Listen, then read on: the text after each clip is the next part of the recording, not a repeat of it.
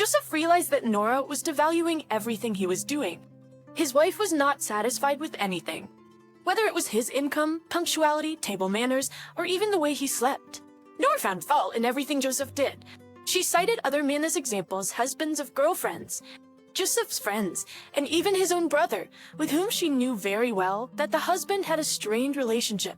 Joseph was ready to withstand all the attacks, but when Nora began to compare him with his brother, the man became furious.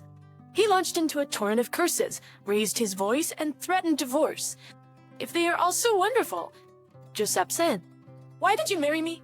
If I don't meet your standards, why did you choose me?" Joseph, despite all the arguments and hurtful words, quickly forgot everything and was ready to forgive his wife again. They spent numerous years together, filled with love arguments and scandals, yet they remained a couple. Their grown-up son couldn't fathom why his parents hadn't divorced. When he finally asked his father, Joseph just smiled and shrugged, acknowledging that it was a mystery even to him. Then one evening, when Nora returned from work, she unexpectedly shared some news with her husband. She had quit her job and had no intentions of working anywhere else for the next few months. "I need to rest," she told her husband. Joseph no choice but to accept her decision. As a result, his wife went on indefinite vacation.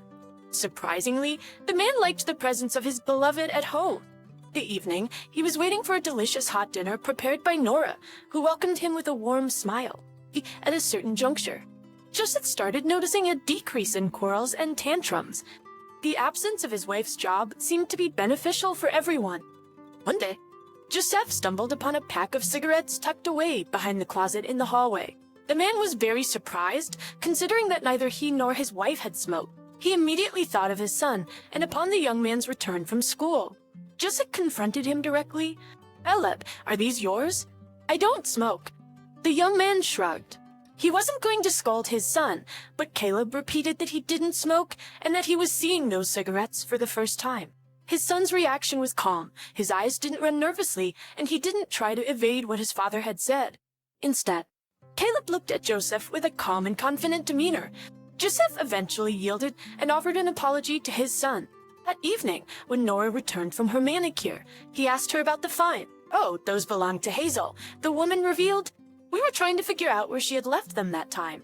Hazel was Nora's best friend, but Joseph had never seen her smoke. He passed a pack of cigarettes to his wife, and she assured him she would return them to their owner. Sometime later, Joseph coincidentally encountered Hazel at the mall while he was shopping. After a brief exchange about how each of them was doing, Joseph inquired, "Did my wife return those cigarettes to you?" "I found them behind the rack." "What kind?" wondered the interlocutor. "I don't smoke." "So that's what I thought too." Nora said they were yours. Joseph muttered. After bidding farewell to his wife's friend, he continued with his business, mentally dissecting the situation. His initial conclusion was that Caleb had lied to him, and his mother was concealing her son's habit. Suddenly, like a sudden thunderclap, another thought struck Joseph, an unpleasant and nasty one. It made him feel sick, causing him to pause right in the middle of the sales floor, leaning against the cart he was filling with groceries. What if Nora was being unfaithful to him? As he continued placing items into his cart, he pondered what steps he should take next. Initially, Joseph contemplated confronting his wife directly about the cigarette incident, intending to inquire why she lied and to clarify if she was covering for Caleb, and if so, why they hadn't informed him. He knew his wife too well. Broaching these questions would likely enrage Nora, leading to heated arguments and shouting. Just already on the way home, he thought of installing a hidden camera at home. Weighing all the pros and cons, Joseph settled on this idea. The camera was delivered to him, but while he waited for it, Joseph was on the verge of a nervous breakdown. He began to feel as if he could literally see every sign of his wife's infidelity. After sorting out the instructions and waiting until he was home alone, Joseph finally set up the camera. Joseph prayed that his wife wouldn't stumble upon the hidden camera's location, as that would ruin everything. It was an unsettling period for him. He periodically checked to ensure no unauthorized individuals were in their home. Normalcy was out of the question, as Joseph dedicated all his energy to determining whether his wife was being unfaithful or not. He often imagined witnessing a man entering their apartment, possibly the owner of those ill-fated cigarettes. Joseph had formulated a precise course of action. He planned to record the moment on video and then confront his wife with the evidence, leaving her with no opportunity to offer excuses. Everything would be decisively settled. At home, the wife noticed that her husband suddenly started drinking, indeed to relieve some of his stress. Joseph went to the nearest bar more often after work. This new habit made Nora more nervous than usual. Great, what's next? She would burst into tears every time she saw her husband sitting on the sofa in front of the TV with a glass in his hands. Joseph struggled mightily not to shout back at her. It was an arduous task for him. After each tirade, he would sigh and respond as calmly as possible. It was just a glass of beer. However, his wife wouldn't listen and persisted in her accusations. Almost 3 weeks after installing the camera, Joseph finally witnessed what he both desired and feared the most. An unexpected impulse led him to power on his phone during the workday and check what was going on at home. And to his astonishment, Nora, adorned in a delicate lace robe, was unlatching the front door. Joseph swiftly pressed the video recording button, observing the unfolding scene. His spouse welcomed a slender, dark-haired man into their apartment. Joseph was a stranger to the man, and a heavy weight seemed to lift from his soul. More than anything else in the world, he was afraid that he would see his own brother. Such a betrayal, a man would not survive. Witnessing Nora and the unfamiliar man share a kiss, Joseph felt a wave of disgust wash over him. He shielded his eyes, discreetly observing the scene through lashes. They both disappeared from the camera's view. He stopped the tape. The spouse did not wait. That same evening, he showed his wife a cell phone with an intriguing video on the screen. A furious Nora threw the phone on the floor with all her might. She began to berate him again, furious that he had been spying on her. She disregarded the fact that she was initially in the wrong. In her defense, she consistently shouted at her spouse, attempting to shield herself. When his father eventually disclosed the news of the divorce, Caleb wasn't surprised in the least. Conversely, the young man compassionately inquired how his father had managed to endure for so many years. His dad affectionately patted him on the head, grateful to have such an understanding son as he grew up. Amidst everything else, the young man was the only reason for Joseph's joy.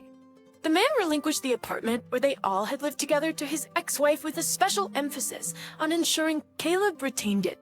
And in not to disrupt the young man's final year of study by forcing him to relocate, he made concessions. Joseph himself rented a small apartment in another neighborhood. Through his son, the man learned that after the divorce, his ex-wife openly started dating a new partner. One day, while Caleb was already at university, he casually mentioned to his father that the lover hid his mother, took the money, and moved out of the apartment. Although Joseph was hoping to get more information from his son, the young guy remained silent. It turns out that we all think that the grass is greener in someone else's garden. We compare ourselves with others, thinking that this is our personal growth, but we end up in an even worse situation. Nora experienced this firsthand and now regrets her lost love. Her lost love for Joseph. Now the next story. Kevin Grace's younger sister had a best friend named Amelia. She often came to visit them, but because of the age difference, they rarely socialized. Kevin teased the girls, and they in turn thought he wasn't serious. Love blossomed by accident at Grace's birthday party. They were in a country house without parents. Summertime, carefree and joyous, sitting on the riverbank. Gavin and Amelia tried to hide from the noise of people partying. That's when she first showed him a new side of herself. As it happened, the girl revealed herself as an engaging conversationalist with numerous hobbies, discussed them enthusiastically with her friend's brother. It was during this exchange that the young man first realized he was drawn to her. They returned to their friends already holding hands. Amelia was barely 18 when they were married. Her parents seemed shocked. The girl was to study at the university, not to think about marriage. But the young people were determined. In July, their passports were stamped, a decision their parents had to come to terms with. Just with a union sealed, Amelia and Gavin began contemplating their own home. They purchased a petite apartment on credit, investing time and effort into transforming it into a warm and inviting family haven. Gavin often teased his wife about her addiction to her cell phone. Amelia carried it with her everywhere, be it in the kitchen, the bathroom, or even the toilet. Unexpected and Sally. To Gavin, it appeared as though the phone had become an extension of his wife's hands. In jest, the wife would playfully feign offense at his remarks. Meanwhile, Gavin's sister and Amelia maintained their friendship, occasionally having sleepovers at the Grace household for a girls' night out. Gavin was terribly jealous of his wife, even of his own sister. He was unwilling to be separated from his beloved, even for a moment. And evening, after a challenging day at work, Amelia headed straight to the shower upon returning home. The day had been taxing, and she was eager to cleanse herself of all the negativity as quickly as possible. Her husband had assured her that he would handle dinner and was currently in the midst of preparing it. Surprisingly, Amelia's cell phone rested on the kitchen table. Uncharacteristically, she hadn't taken it with her, as she usually did. Gavin smiled. Yes, this day had definitely been very hard on her. There were periodic messages on her cell phone. Gavin glanced at the screen as he passed by. There were indeed a lot of messages. One in particular immediately captured his attention. It was from someone named Henry. As he read the contents, Gavin's eyebrows shot up in astonishment. The man wrote to Gavin's wife, what, even after 7 years of marriage? Gavin himself was sometimes embarrassed to say. He was overcome with pain. Gavin decided to write to the man who had been flooding his wife with messages of an intimate nature. The shock intensified when he examined the photograph and remembered who Henry was. He was Amelia's childhood friend. Her mother had once told her son-in-law about him, but Amelia had chosen to remain silent, and now the reason was evident. Evidently, their connection had surpassed mere friendship. The man composed love letters, sent her personal photos clearly intended for her eyes only. Amelia didn't stay passive and responded in kind. In that instant, when Gavin perused his wife's messages, an immediate scheme for retaliation sprouted in his mind. Swiftly, he captured a snapshot of the screen containing the correspondence and additional details, sending it to his own device. The spouse, who came out of the shower, did not notice that someone was using her cell phone, and Gavin was furiously thinking over a plan to hit the cheating woman harder. Amelia's birthday was coming up in 2 weeks, and her husband had promised to surprise her. He and her mother came to an agreement that she would invite Henry in private to the celebration, and Gavin would handle everything else. The man chose the restaurant, printed out his cheating wife's correspondence, and made it into a book of sorts to hand out to all the guests, including her parents. He didn't care about other people's feelings, for he wanted revenge on Amelia. When the day came and guests began to gather at the restaurant, the man waited for his wife's lover to show up. Henry finally came into the hall. He had a large bunch of flowers in his hands. Noticing Henry approaching her, "How did you find your way here?" the birthday girl inquired, offering a strange smile as she picked up the bouquet. Henry gently embraced her, replying, "Your mom invited me. She thought it would be a surprise for you. It looked from the outside like the two of them were youthful friends and nothing more." It was as if the smutty words and pictures they'd sent each other didn't even exist. Gavin tightened his teeth even more. He thought steam was going to shoot out of his ears. At last, everyone took a seat. Amelia was sick. Amelia was nervous and glanced at her lover every now and then. Her husband intercepted all those glances, consoling himself with the thought that he was about to make the two of them nervous. Gavin ceded the privilege of saying the first 2 congratulations to his wife's parents.